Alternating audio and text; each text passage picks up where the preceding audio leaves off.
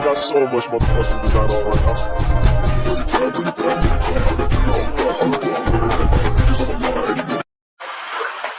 Pasca penumpasan G30S atau PKI pada tanggal 12 Januari 1966, pelajar, mahasiswa, dan masyarakat mengajukan 3 tuntutan rakyat atau yang disebut tritura. Isi tritura tersebut yaitu: 1. Bubarkan PKI, 2. Bersihkan kabinet Dikora dari unsur-unsur gerakan 30 September, 3. Turunkan harga.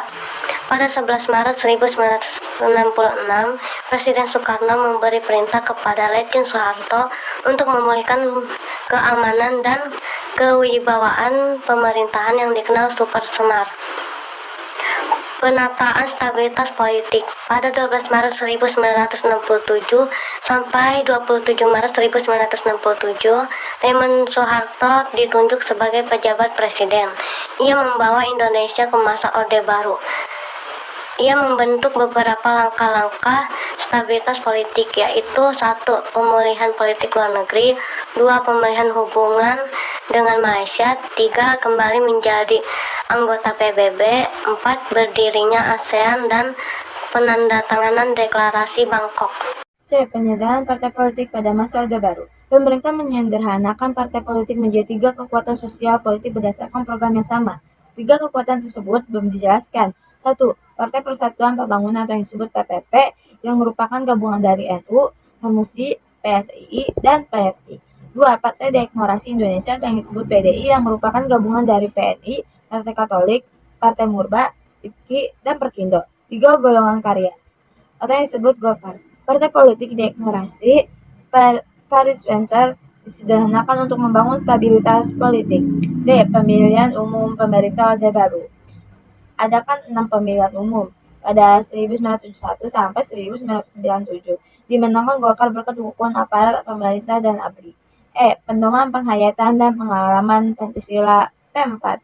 Presiden Soeharto mengusulkan Eka Prasetya Pancakarasa untuk pemahaman Pancasila dan UUD 1945 pada 1978. Penataran P4 wajib diikuti oleh pegawai, peneliti, dan pelajar untuk menjaga persatuan nasional. P. Dewi fungsi ABRI. ABRI berperan melindungi Indonesia dan terlibat dalam pembangunan serta diberi jabatan di pemerintah, tetapi Dewi fungsi ABRI dihapus oleh setelah Orde Baru. Perkembangan ekonomi pada awal masa Orde Baru. Program ekonomi pemerintah lebih banyak tertuju kepada upaya penyelamatan ekonomi nasional, terutama upaya mengatasi inflasi, penyelamatan keuangan negara, dan pengamanan kebutuhan pokok rakyat. Dalam melaksanakan program ekonomi, pemerintah menetapkan kebijakan ekonomi jangka pendek dan jangka panjang. Jangka panjang yaitu mencakup periode 25 sampai 30 tahun, sedangkan jangka pendek yaitu mencakup periode 5 tahun yang terkenal dengan sebutan pelita pembangunan 5 tahun. Pelita yang dimaksud adalah pelita 1 April tahun 69, 31 Maret tahun 74 menekankan pada pembangunan bidang pertanian. Pelita 2 1 April tahun 74, 31 Maret tahun 79 tersedianya pangan, sandang, perumahan, sarana dan prasarana, menyejahterakan rakyat dan memperluas kesempatan kerja. Pelita 3 1 April tahun 79, 31 Maret tahun 84 menekankan pada trilogi pembangunan. Pelita 5 1 April tahun 84, 31 Maret tahun 89 menitik beratkan sektor pertanian menuju swasembada pangan dan meningkatkan industri yang dapat menghasilkan mesin industri sendiri.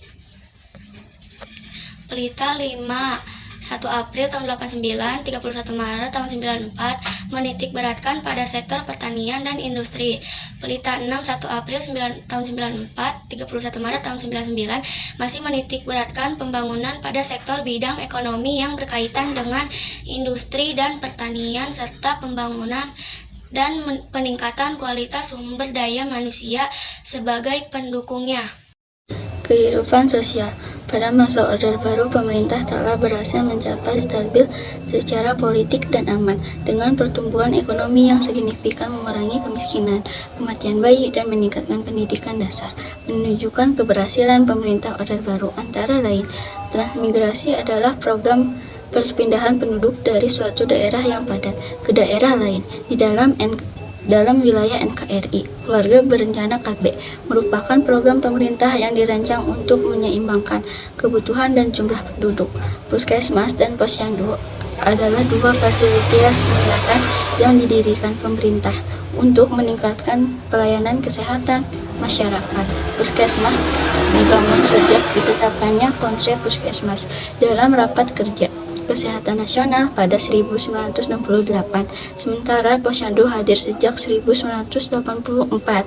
Pendidikan oleh karena itu, untuk meningkatkan sistem pendidikan termasuk pendirian sekolah, pembangunan melalui usulan Menteri Pendidikan dan Kebudayaan Masyuri SH, P dan K demi menciptakan peluang kerja dan memenuhi kebutuhan pembangunan nasional, yakni Impres Pendidikan Dasar, meningkatkan jumlah sekolah dasar dengan hampir 50.000 unit SD. Impres dibangun sejak 1990 atau 1994. Program pemberantasan huruf dimulai pada 16 Agustus 1978 dan program wajib belajar dimulai pada 2 Mei 1984 serta program Gunota, kebudayaan usaha peningkatan dan pembangunan seni dan budaya bertujuan untuk memperkuat kepribadian, kebanggaan, dan kesatuan nasional. Melalui pendidikan seni, organisasi, dan kegiatan seni juga dilakukan usaha untuk melestarikan dan meneliti warisan budaya nasional.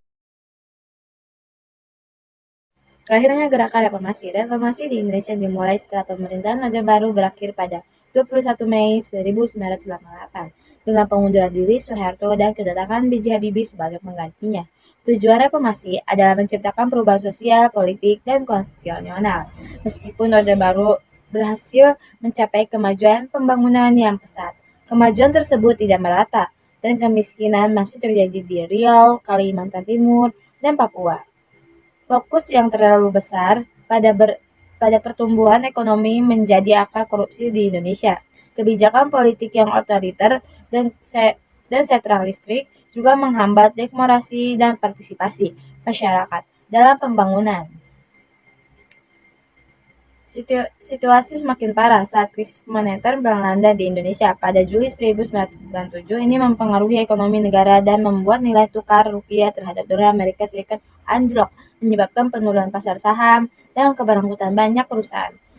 Praktik korupsi, kolusi, dan nepotisme di kalangan pejabat pemerintah juga terungkap, memperburuk situasi tersebut. Mahasiswa di seluruh Indonesia melakukan demonstrasi besar-besaran untuk menuntut perubahan. 4 mahasiswa tewas ditembak pada 12 Mei 1998 yang memicu kerusuhan di Jakarta dan Solo. Demokrasi mahasiswa semakin meluas dengan pengambilan gedung-gedung pemerintah di berbagai daerah. Pada 18 Mei 1998, Ketua MPR atau DPR Hamoko meminta Soeharto turun dari jabatannya, dan pada 21 Mei 1998, Soeharto mengundurkan diri dan Habibie menjadi presiden baru. Pengunduran diri Soeharto menandai akhir dari Orde Baru setelah 32 tahun dan dimulainya periode reformasi di Indonesia. Terima kasih. Perkembangan politik pada masa reformasi berikut ini adalah berbagai perkembangan penting dalam bidang politik di masa reformasi. 1. Peristiwa Sidang Istimewa MPR 1998, peristiwa Sidang Istimewa MPR 1998 yang berlangsung pada sampai 13 November 1998 menjadi titik awal dari proses reformasi di Indonesia, di mana Presiden Soeharto secara resmi mengundurkan diri setelah lebih dari 30 tahun berkuasa.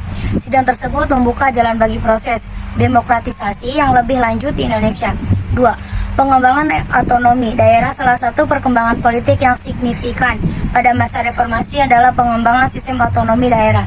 Kebijakan ini memberikan wewenang lebih besar kepada pemerintah daerah untuk mengelola urusan lokal sesuai dengan kebutuhan dan karakteristik daerah masing-masing. 3. Pencabutan atau pembatasan partai politik. Reformasi juga melihat pencabutan pembatasan terhadap pembentukan dan aktivitas partai politik di Indonesia sehingga memungkinkan munculnya berbagai partai politik baru yang mewakili spektrum ideologi dan kepentingan yang lebih beragam. 4. Pengusaha dwifungsi ABRI. Salah satu langkah penting dalam proses reformasi adalah penghapusan dwifungsi ABRI, Angkatan Bersenjata Republik Indonesia, yang membatasi peran militer dalam politik dan menegaskan kedaulatan sivil dan pemerintah. 5. Penyelenggaraan pemilu yang lebih demokratis. Reformasi juga menyaksikan penyelenggaraan pemilihan umum yang lebih demokratis dan transparan, di mana proses pemilihan dilakukan secara lebih adil dan terbuka bagi semua partai politik dan calon. Pemerintahan Presiden B.J. Habibie, kebijakan ekonomi di pemerintahan B.J. Habibie memperbaiki nilai rupiah, melibatkan IMF, independensi Bank Indonesia, melikuidasi bank permasalahan, dan mengatasi utang luar negeri. Meskipun berhasil meningkatkan nilai tukar rupiah menjadi 6,7 ribu, nilai tersebut kembali melemah menjadi 8.000 saat akhir masa kepemimpinan Habibie. Pemerintahan Presiden Abdurrahman Wahid, pada masa ini kondisi ekonomi Indonesia telah membaik, namun kembali merosot setelah rupiah melemah terhadap dolar AS menjadi 2.000 pada April 2001. Hal ini berdampak negatif dan berhambat pemulihan ekonomi nasional. Pemerintahan Presiden Megawati Soekarno Putri, dalam masa ini nilai rupiah tetap, harga barang terjaga, inflasi rendah, cadangan devisa stabil, tetapi ekonomi masih lambat. Investor cenderung tidak tertarik karena suku bunga deposito tinggi. Berikut beberapa upaya meningkatkan perkembangan ekonomi Indonesia kala itu.